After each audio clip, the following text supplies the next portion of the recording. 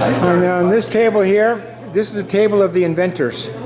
Here we have David Garfield, invents houses for the poor. Here we have Steve Christiansen, who invents all kinds of handy-dandy things you use in your home or business. He invents stuff for the sick. He loves 3D printing. And over here we have Alan RISER, who invents things that create electricity and water and things for the poor.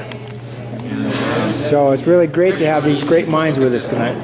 I'd like to show just a little bit of that when I start, because when I get up and speak, it gives you a visual about where I'm speaking about and what I'm doing. Now, myself, I've been in West Africa and East Africa, so Tanzania, Zambia, Rwanda, Uganda, Ethiopia, Southern Sudan, and then over in the West Coast in Ghana. So I've seen a lot of different cultures, I've been in a lot of different places. There's a lot of really cool things happening. You have to excuse me, I'll move around a little bit and I might sit down. I have 8 screws in my back, and I just finished my 5th back operation here about 8 weeks ago. So I move around, it's not because I'm nervous, I'm just trying to get comfortable. So one of the things that my wife and I decided to do about 15 years ago, we went on just a humanitarian project. We delivered used American textbooks to one of these villages that you just saw. And we eventually started our own organization, and we built a school, we built a clinic, we built a lot of different things over there, teachers' houses and stuff. But one of the things that we had to overcome when you work in a place like that is you have to speak what you want to do. You have to not just think what you want to do. I like to use the example. I've worked on lighting projects. I'll tell you about those in just a minute. But I had several different operations that laid me up for like six months at a time. And it was during the middle of when I was working in Africa, and I want to build a light that, well, not necessarily a light, but a battery that would power a light for these rural places. I used to be into mountain and rendezvous and everything, so the stuff that I had a lot of outdoors type background, and so I wanted to get into the bush. I didn't want to go just outside the city, but there's a lot of needs in those places. We've done some work in those places, but most of the place we go is out in the bush. And I was thinking about light, and I thought about it, and I love the saying, I think, therefore I am, but you have to go past thinking. The Lord wanted light on the earth, and he thought about it. But the light did not appear until he said, let there be light.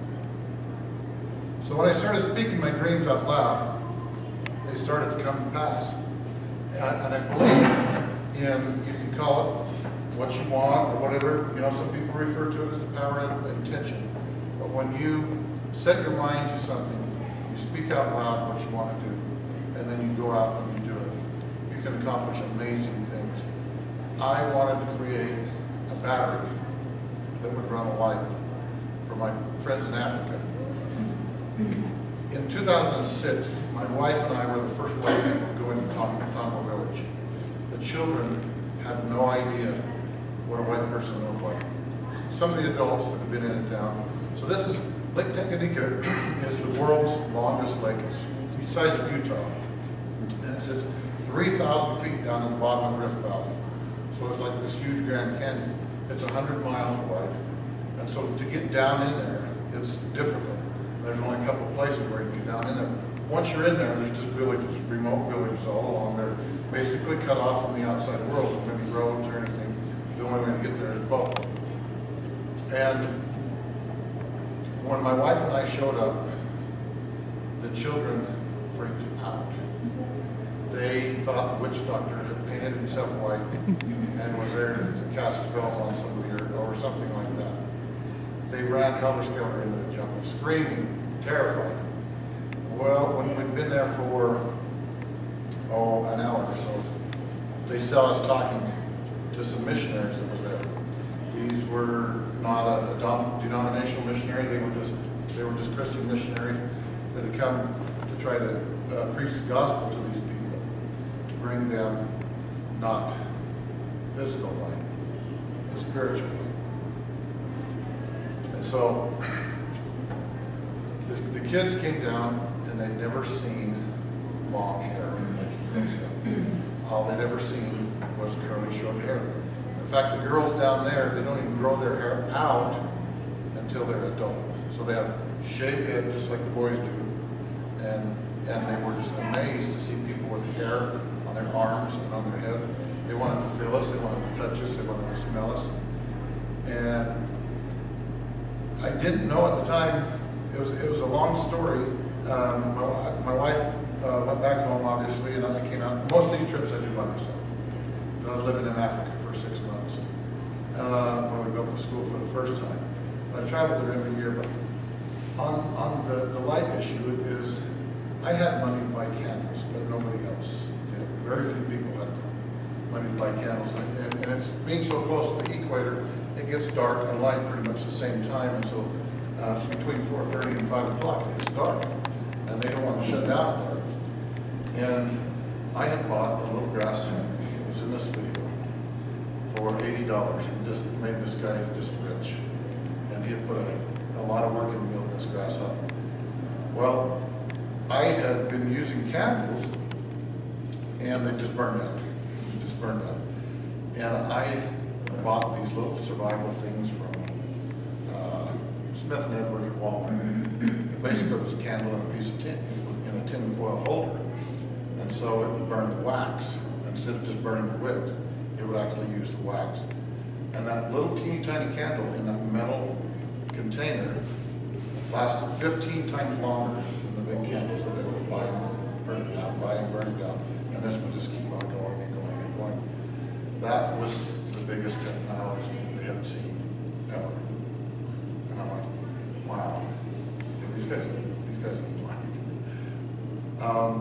I'm not a medical professional. In my engineering stuff, my electrical engineering, I got involved in hospitals and stuff. And I ended up taking some courses to do with medical, but I'm certainly not a doctor. And when I got out into the bush, these people needed medical attention. They came to Mungo for medical attention, even though I told them 100 times, I'm not a doctor, but I'll do what I can. So I got to put this out where there's no doctor. People would bring something to me, and I'm like, oh, okay, well, this is what the book says to do. I got a little bit of experience, but okay. So I was stitching people up. I was treating people with AIDS, tuberculosis, cholera, diphtheria. It was just amazing. The diseases, leprosy is still prevalent out there, and I delivered several babies while I was there, which I found out doctors don't do no work. It's the woman that does all the work. Doctors just make sure the baby doesn't hit the ground. Now, if there were problems, that's a different story. But luckily, all the babies that I delivered, it was a normal delivery. It worked very well. And these poor babies ended up with short belly buttons because a lot of the people that deliver babies, they cut the umbilical cord about that long, and then only just the end drops off, and this much next to their stomach still remains skin. So they walk around their lives with these great big belly buttons. Some of them are herniated, but most of them are just because they cut the umbilical cords too long. So I lived out there for 9 months, and there was a really teaching moment out there. I knew a guy. He was a good guy. He was a really good guy, but he didn't understand the principle of giving. And I had big fancy competition, pulling tractors and stuff. I was into racing and everything.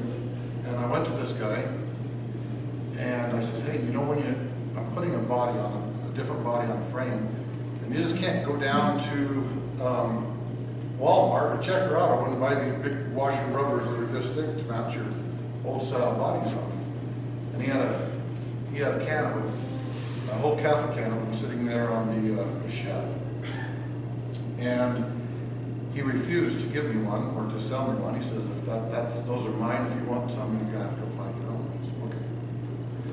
So back to Africa, I was working, building the school, and I wanted to build a clinic. So I went home to do a fundraiser, and my dad had passed away when I was in Africa, and I couldn't get home. It's like 7 days to get out of the Rift Valley down there. So I got home, and I went and talked to my stepmom, and I said, what are we going to do with all Dad's junk? Well, you can sell it, because she knew I was going to raise money to build a clinic. So I said, well, let's sell all Dad's stuff. I'll drag it all back down to Green. We'll have this big auction. I'm dragging all this stuff down, and I look on the shelf, and there's a coffee can. It was filled with washers. My dad died with a coffee can full of washers sitting on his shelf. It was absolutely worthless to me. And it taught me I don't want to die with a can of washers sitting on my shelf. I took all of his junk and I sold it and moved to Africa again, and I built a clinic. Let me tell you about, I've listened to you guys tell you just a little bit of a story about building. I had to spend almost $400 to go clear to town to get a minister of, it wasn't the minister of education, but it was a minister of buildings over the education. And the normal procedure to build out there was to burn bricks, to make clay bricks out of termite clay. And he came out there and he said, what are you going to build out of, Alan? He said, there's no termites out here, it's all sand. The termites are in the wood, they're not gathering clay. There's no soil out here sufficient that you can build a school out of clay bricks. And when I'm in Africa, I just depend on the Spirit to lead me and guide me. And we're laying there in my $80 mud hut, and I was sleeping there, and he was just excited. He had been raised in the bush, and this is the first time he had been back to the bush since he moved out and got a college education and everything. And you see those pictures on there.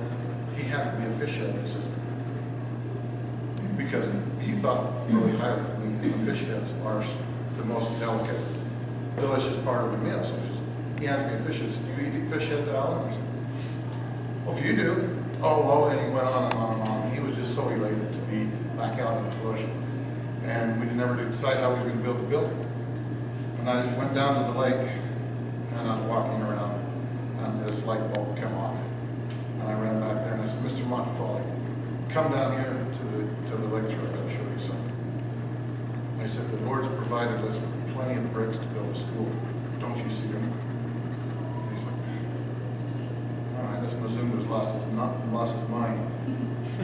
So I picked up a stone, and I said, Mr. Montefiore, have you ever seen a stone where I said, never. I says, aren't these similar to the size of a brick? I said, well, we'll build the school with stones. I said, the Lord has provided thousands and thousands of them. We'll build with stones. Is how they get the cement. Well, we'll put cement in a boat in Deep Lungu, and I'll rent an engine, and we'll ship the cement out here. We ended up floating the wood out there because there were some terrible storms. The boat was going to capsize, so we threw all the wood off in the village, and then had all the kids come down and just swim with it and push it after the storm was over and push it down. And it was a lot of really neat experiences building a school. It took over 30,000 stones and over 300 pockets of cement to build that school. And then we built a clinic, and then we built a teacher's house, and these were all different projects, and we built local buses. And somewhere in the middle of all that, my back went out. And had an operation, I kept falling down, had an operation, that didn't help. I told my friends in Africa, I said, well, I guess I'm done, you know, I won't be back. I couldn't hardly make it back to the airport. And told some of my good friends goodbye, that I wouldn't be coming back to Africa anymore. And I came home, and several operations later, I had some very serious operations, and some didn't work, and some, anyway, it was only about a year and a half later, after my first couple of surgeries, when I was sitting there, I told myself out loud, these guys need light. These guys have to have light. How can you read? How can you do your school? You've got your school, but the children all have to go do stuff, you know. They're expected to gather water, to do the farm, and they don't have time. And when they get home, it's dark. So I sat down and I started studying. And for you engineers, I'll tell you a little bit about it. I studied telluric, or I studied galvanic reactions, I studied redox reactions.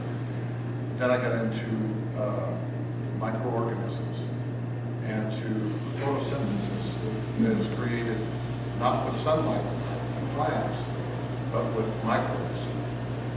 So in a 3-year period, I put together what I call the first one, I call the movement. And what I did is I used potassium in calomel as an electrolyte. The potassium is liquefying in a regular alkaline battery to carry the current.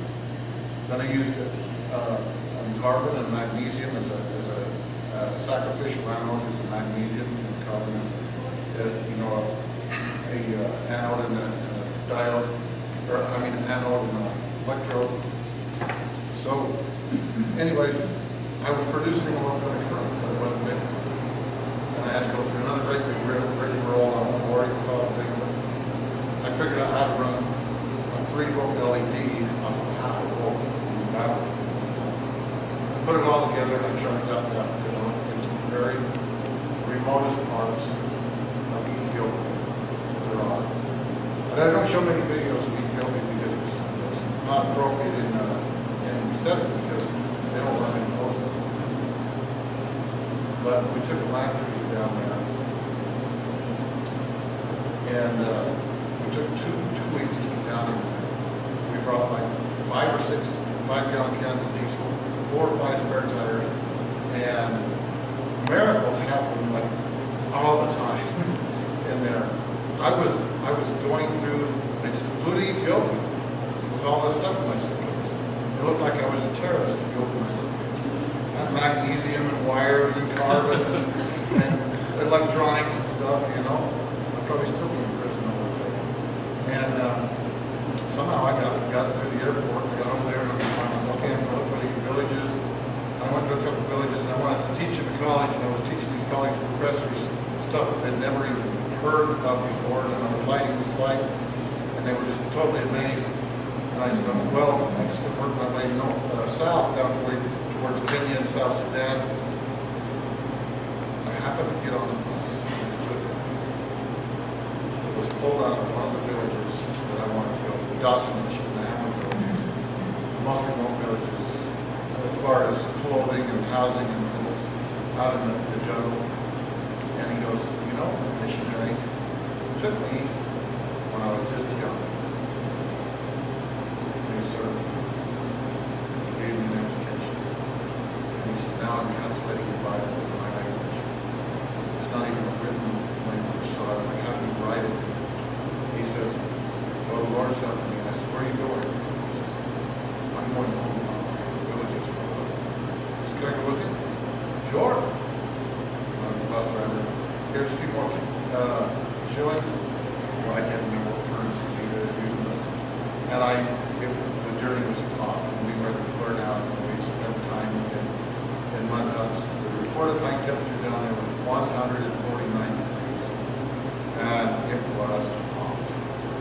I'm telling you, it's not. It wasn't 149 when I was there, but I bet it was 115 every day. I witnessed some of the most amazing things I've ever seen in my life. And I'd bring my suitcase out for this technology that they'd never seen. And it was, I'd taken this modern day technology and I'd moved it into a Stone Age thing. Because 3 years before, I said, everybody, I want to have a great life. I didn't just think it in my head. I moved for it. I'm not going to die with a can of washers on my shelf. And I made a lot of sacrifices. By this time, my organization was working and I was getting a few donations.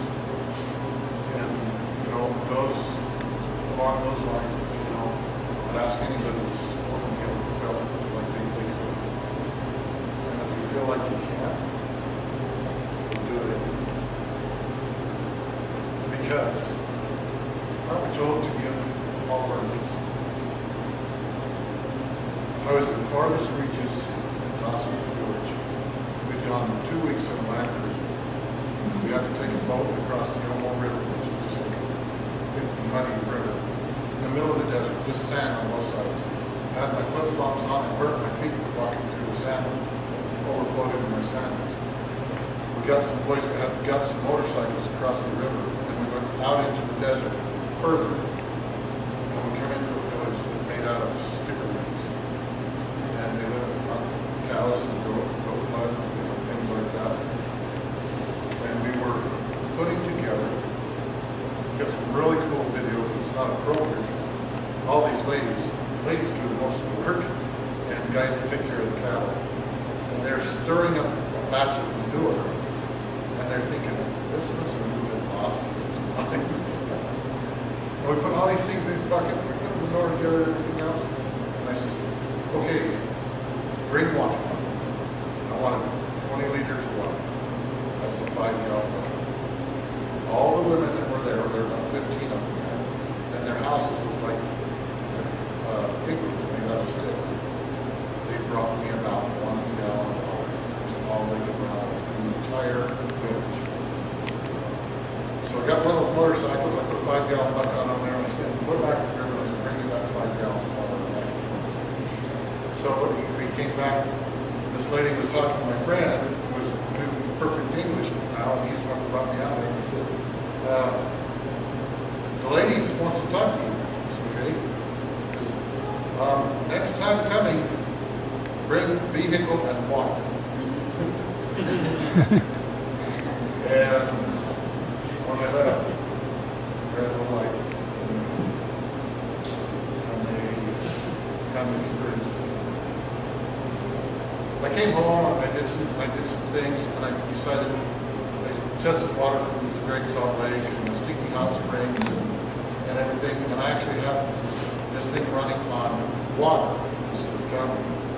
And I decided, okay, if I do dirty water, I'll do something with salt in it, I'll do something with sulfur in it.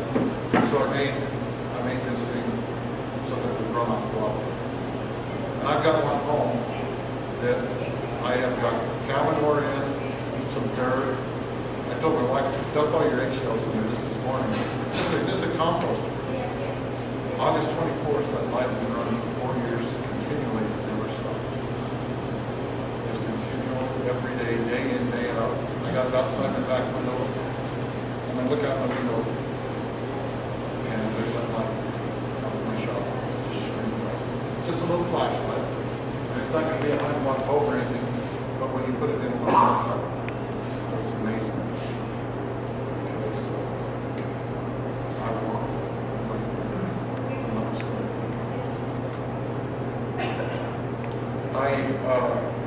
gentleman over here from West Africa, I got involved in a project in BYU, not very deep, but they asked me, they knew I was an engineer, they knew I was a farmer, they knew I was a welder, they knew I did all these things, and they couldn't make these merry-go-rounds that they were making, have the coupling system stay together.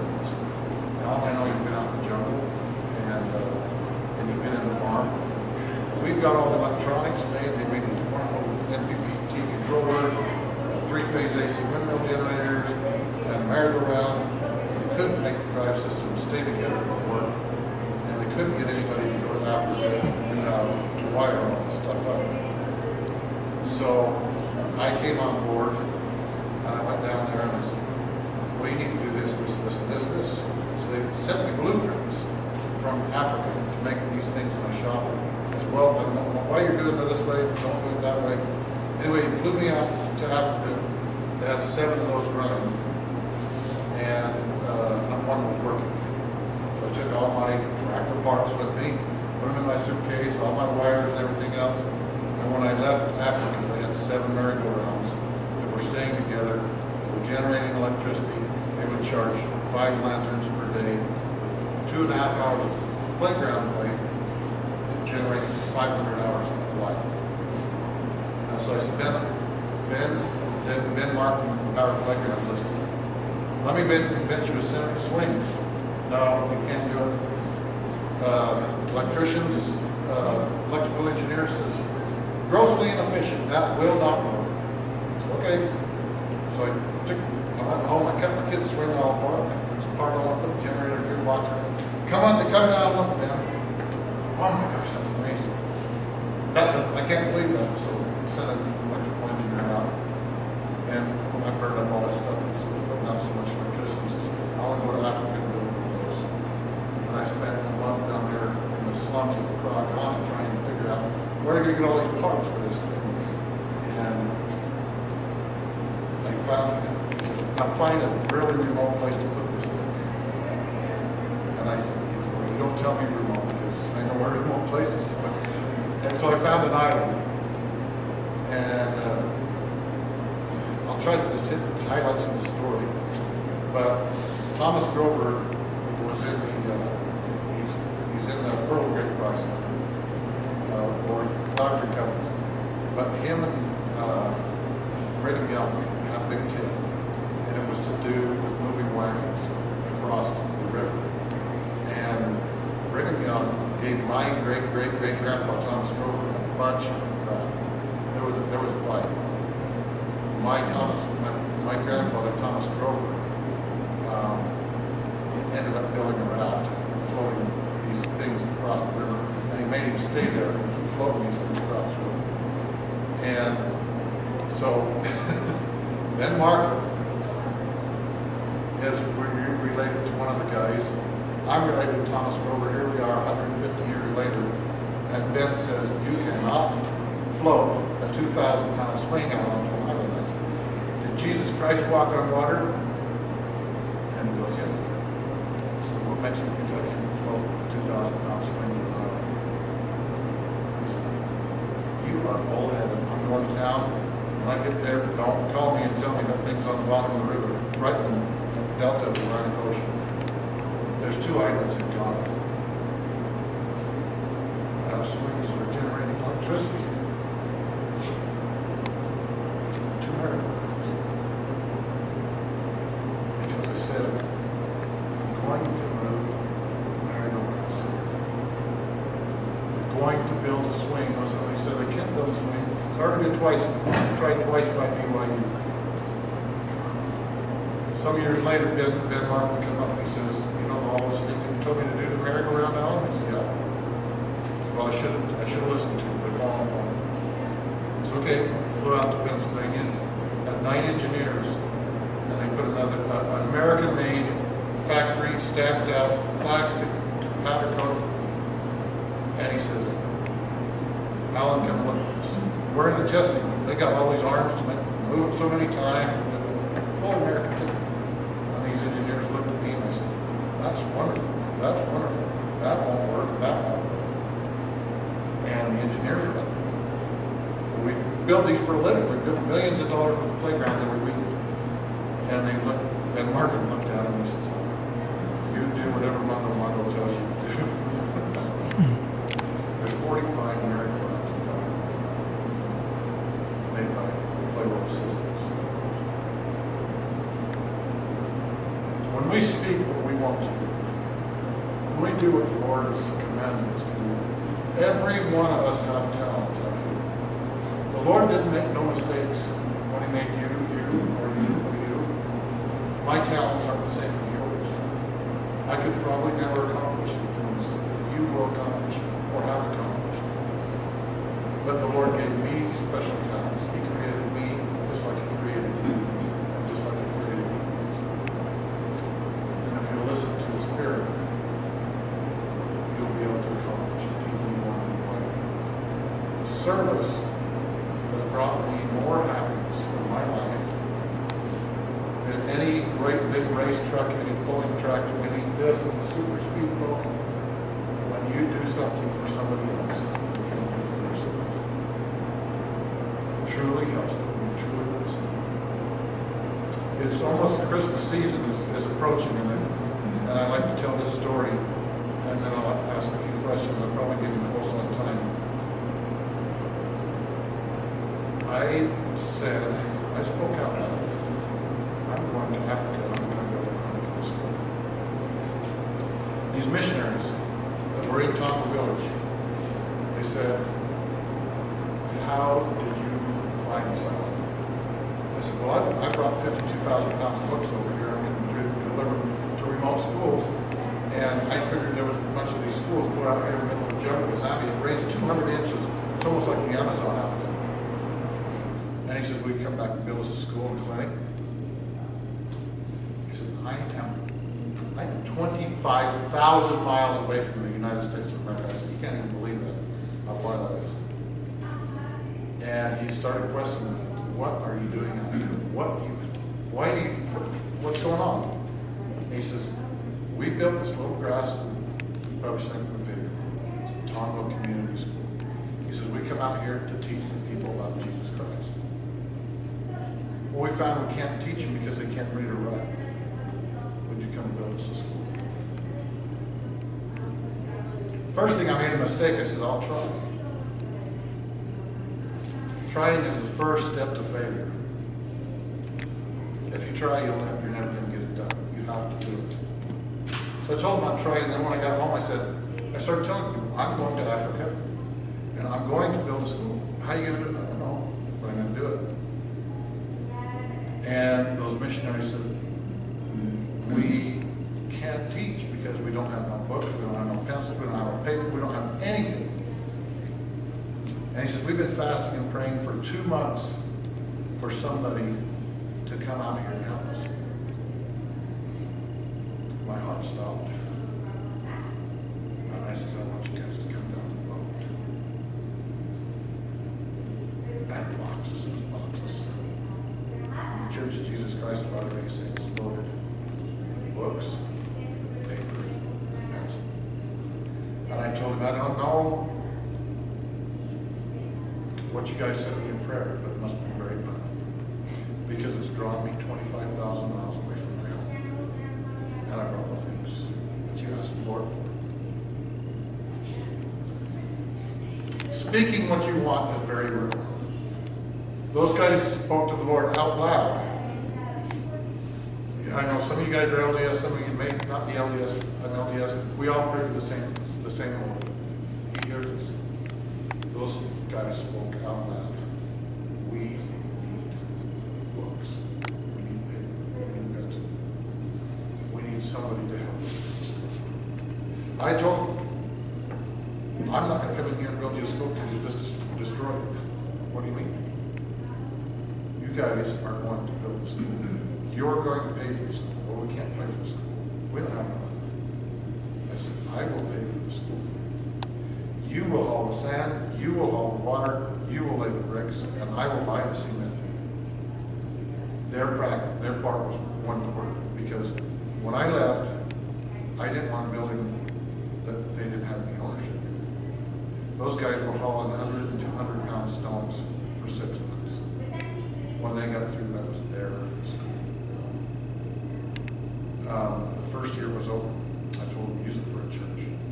Witchcraft ruled the village there. It was all witchcraft. Nobody knew about Jesus Christ. Nobody studied about Jesus Christ. It was a witch doctrine. And some months later, after we opened the school, was the first Christian wedding in that school. It was not Lutheran, it wasn't Protestant, it wasn't Catholic, it wasn't Mormon, but it was a Christian wedding.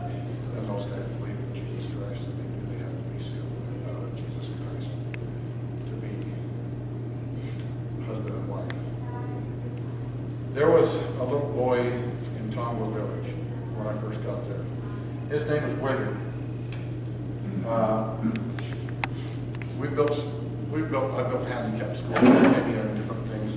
I went on to invent more things I'll tell you about if I have time.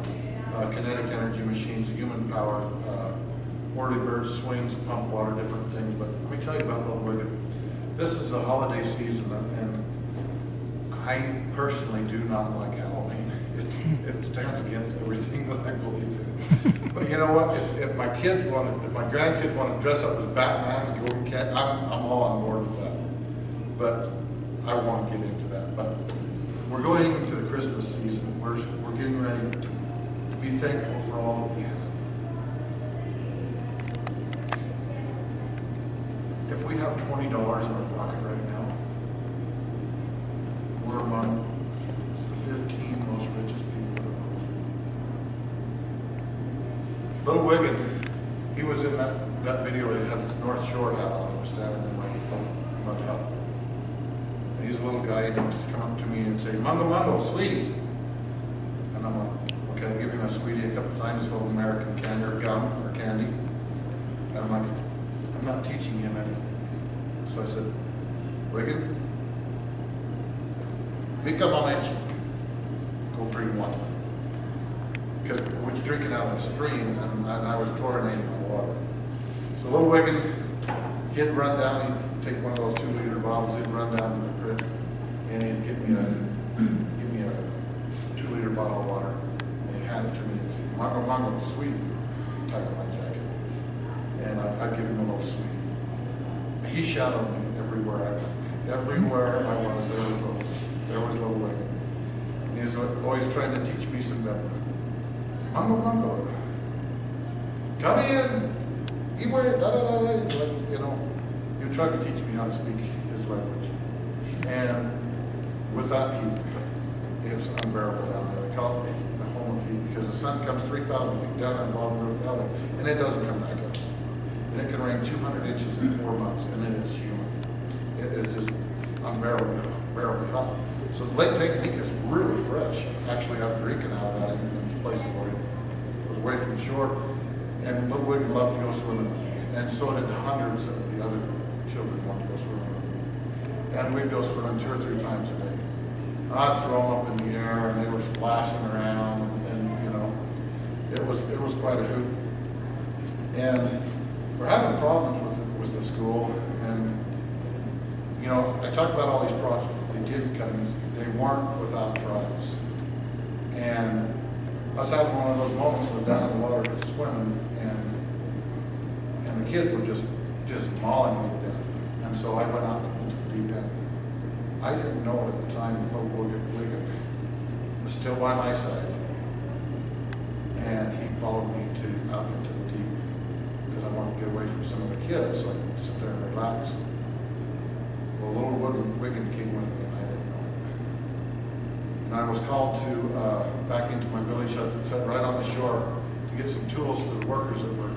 I'd hired some of the people to work on the school, and they said that they needed a tool that I brought them down. I said, okay.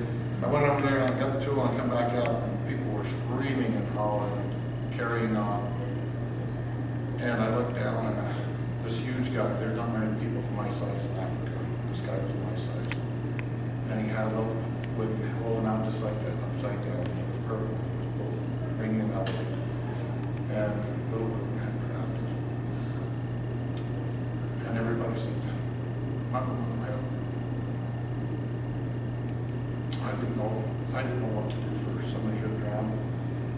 But luckily, me living on the shore, they experienced this before. And the mother, by the time I get there, the mother was trying to give CPR, and I was going to go over and take over. And it wasn't working. He was turning more blue, and he was not breathing. And this guy that held him up by his leg, he took him up and lifted him up about chest height, and he slammed him down on the ground as hard as he could throw him on the ground. And it pushed the air it pushed the water out of his lungs, and he coughed and he started breathing. And so they expected me to run over to the little clinic thing that I built and just bring some medicine and some stuff, and this is going to make him all better. And I come over and I'm like, okay, there's nothing about drowning victim in my little book that says where there's no doctor other than CPR. And I'm like, what do you do for somebody that just lost oxygen for that long length period? His system is full of bacteria now and microbes and stuff where he's been in his lungs. And we went into a little small hut in the middle of Zambia, Africa, with no light. And everybody left the hut except for Wigan, me, and his mother. There was no light there. And she looked at me to fix her little son. I didn't know what I was going to do. And it hit me. I've got something very powerful that I can do for this little boy. I laid my hands on his head.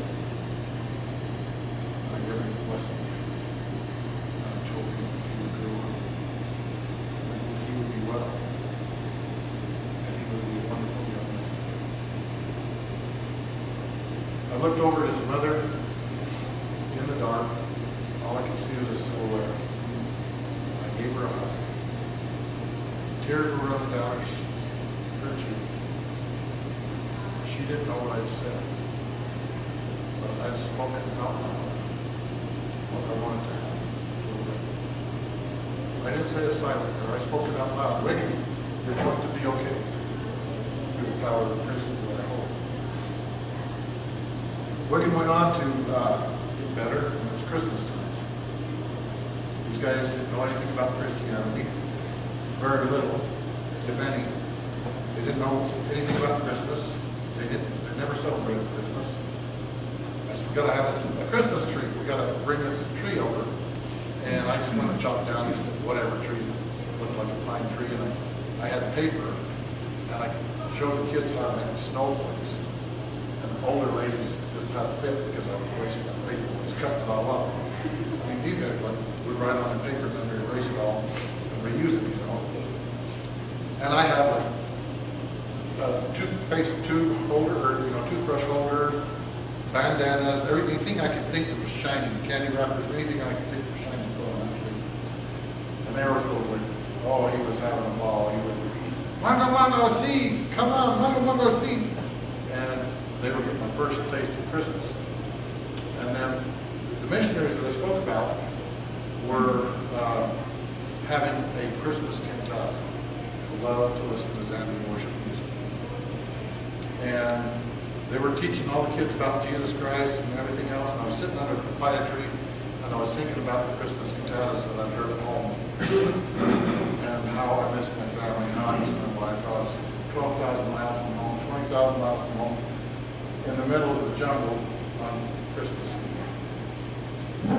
And I looked over there, and as the missionaries taught them about giving, about Christmas, the missionaries had a bag of sweets, a bag of African sweets, and the kids lined up from here to Everett, and the missionary would come up and then give them their first Christmas gift was a sweet. And I watched the Wigger get his first Christmas gift out of a piece of candy, a sweet. He walked over to me. He could see that I was not feeling very well, sitting under the papaya tree. And little Wiggin taught me more about Christmas and more about giving and more about service. He walked over. The only possession he had to his knee. His only Christmas gift he'd ever received. And he come up and he said, Mother, my boy, sweet. He wanted to serve. He wanted me to have the one thing that he ever had. And I wanted to put it in my pocket as a reminder, as a momentum. He said, no. He pulled it out of my pocket and unwrapped it and he stuck it with it. But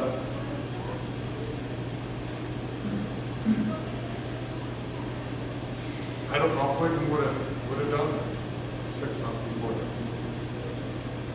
There are so many opportunities. You don't have to travel to the jungles of Zambia. You don't have to go to the homeless shelters. A lot of us can go to our next door neighbors, knock on our door, and offer what we have. True love is the souls. And I beg every one of them, don't die if we can't wash us on the shelf. If you have any questions, I'll be happy to answer questions. I probably use my time, but we just finished doing a project in Kenya. One of my human powered things, drilled boreholes in the ground. We went through rock. It was amazing. Done other projects, but I think I've got to justify what I was going to say. But if you're interested in anything, go ahead. By all means, ask questions, and I'll leave when Neil kicks me out. Go ahead. So is your organization called Charitable Ingenuity? It is. Okay. And that's the organization that you just said that they built that drill? Yeah. Yeah, I actually made myself a country director. I just got back from Kenya 3 months ago, drilling a borehole out in the site. I haven't updated my website worth a dog, but I have to have one. If you want updates, you can look up the Facebook page. But I do have a website, you know, and something going. But you know, I love to put stuff on motivational stuff up on Facebook, and I run a private car business. I stay quite busy. With my back, I can't do a lot of it. Did everybody get a card? Yeah. I take care of the cemetery. I cut hay. I run an Africa organization. I have 4 pilot cars. And so anyways, was that, did you have? Yes, that's perfect. How old were you when you started doing these projects? What were you doing? You know, things happen to you sometimes in your life. I was over 2 assisted living centers and a nursing home. I was running central supply, that's all the mechanical, electrical engineering of the 3 buildings. I was about, well, I started having kids. I think I had my first kid at 21. And let's see, so he was 18 the year I started doing this. This is last year at home. I was 21 plus 18, that's how old I was. And some things happened. I'd actually gone to Africa a couple of times when I was working at the nursing home. And big corporations come in and buy medical facilities and stuff. And it just happened to be one of those things. And basically, they were cutting the fat. I was making a lot of money there, a lot of vacation, and a lot of benefits. And I could see that they were going to find a way to get rid of me without firing me. So I said, you don't have to go through that. And I just walked out one day. And I said, that's the end of my 8-hour-a-day working career. And I went out and I've been doing my own thing ever since. That was about 15 years ago, 2004, 2005.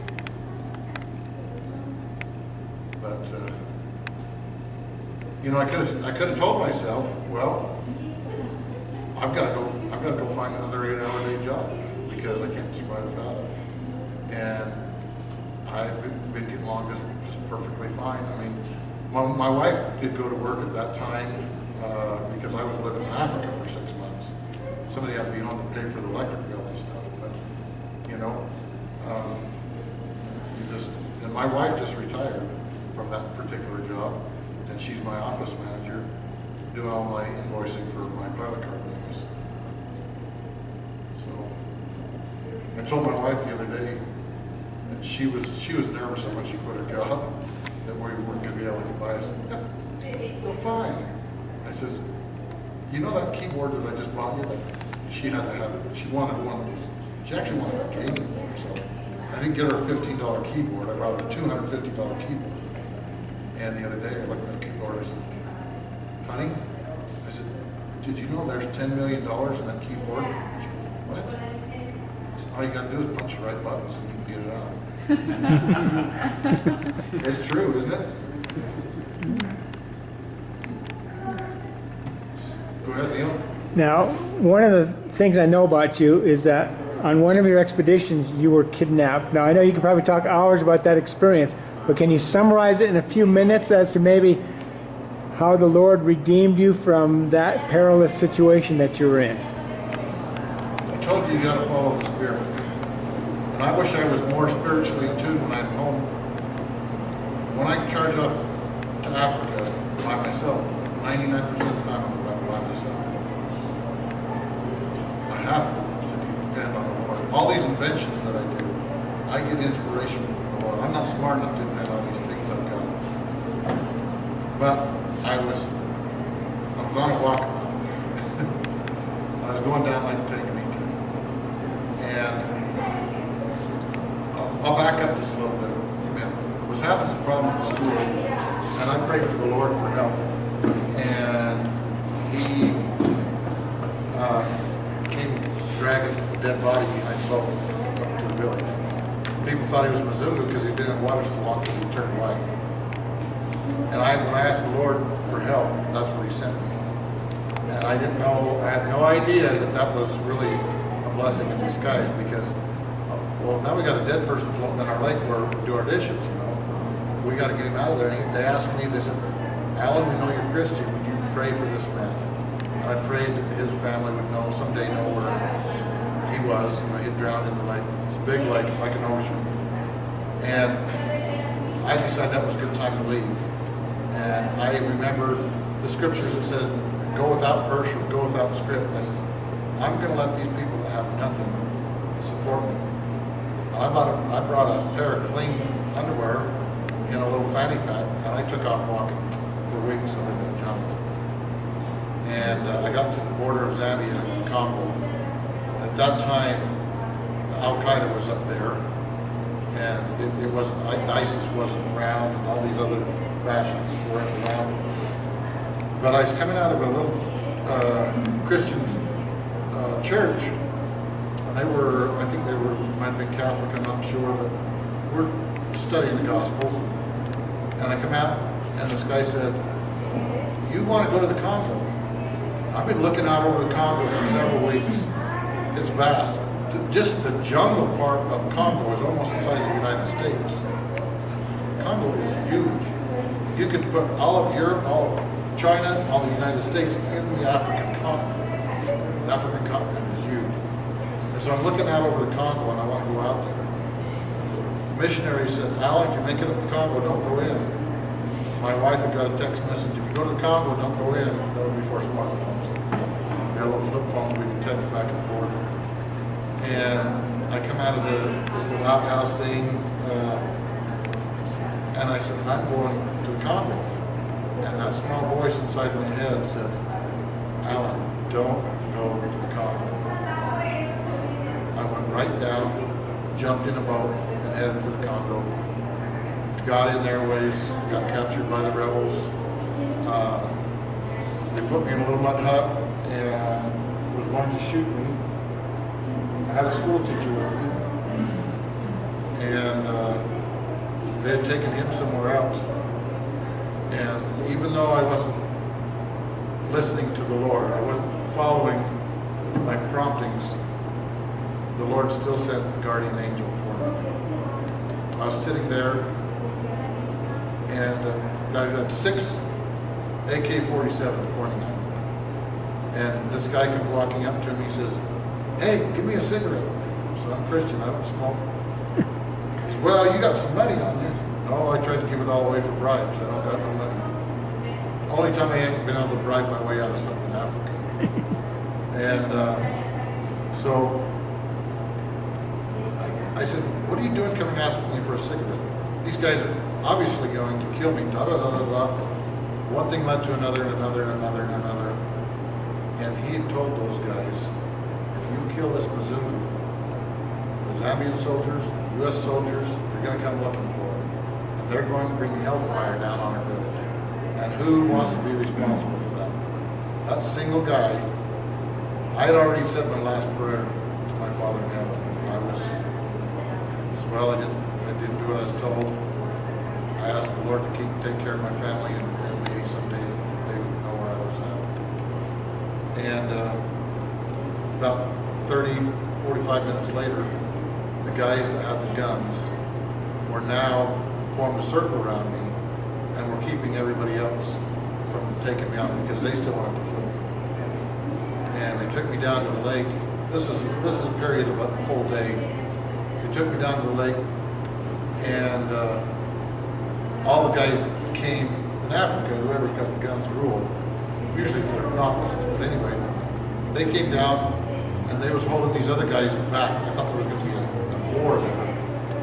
And one guy that was speaking French came over and started trying to catch me in something. They thought I was an American spy. They thought I was spying on the village because I asked him about schools and clinics and these things. And I lowered my head again, and I prayed again, and I looked up at the boat that I came in. It was a little tiny boat with a little tiny engine on it. Was coming across the harbor. I didn't ask permission. I ran down and I got in it. And the school teacher was in there, and the engine wouldn't start, so we started paddling out of there. He said, "We can't leave yet." This Congolese guy wasn't with us yet. I said, "Well, he's a coward. He's the one that started all this, and they're not going to kill him." So we started paddling. He come and jumped in the boat, and it reminded me of like Gilligan's Island, the jungle all over, and there's this inlet here. And by the time we got to like an ocean, the lake is so big. By the time we reached the mouth of that, the engine started. I stood up and waved at the guys that had the guns, and off we went. We got lost in the lake. There was a big storm. We almost capsized. We ran into, there was a 3,000-foot mountain in front of us. We couldn't see it. We ran into shore at full speed. And it happened to be on the Zambian-Congolese border. And I jumped out. I said, "I'll help pull your boat out. I'll get across that stream." And me and the teacher, we got across the stream. But I listen to the Holy Spirit now. I listen. When the Holy Spirit speaks to me, I listen. I was in a bus in Mombasa, and it was in the traffic jam, and that voice come to me and said, "This is not your bus, Alan. Get off this bus." Long story short, I sat there and had an arm wrestle with the Holy Spirit. I finally got off the bus. I got my backpack and I went down. And I said, "This isn't my bus," or whatever. You can catch another one in a couple hours. 16-hour ride to Mombasa. I was sitting in a little coffee shop in Mombasa, Kenya the next day. The bus that I was on came behind a tow truck. They all burned out. I had no idea what happened to it. I know where not to go now. I know to stay out of Congo. I know to stay out of Somalia. Zambia is a very Christian nation. I have a lot of friends that live on the streets in Dar es Salaam, Tanzania. Some of them are bad guys. You know, I do what I can to help anybody. There's the drug dealers on the streets of Dar es Salaam, to the people with no waters in the deserts of Kenya, to the clinic in Zambia. More questions?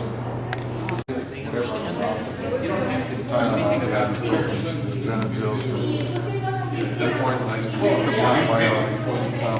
This organization started by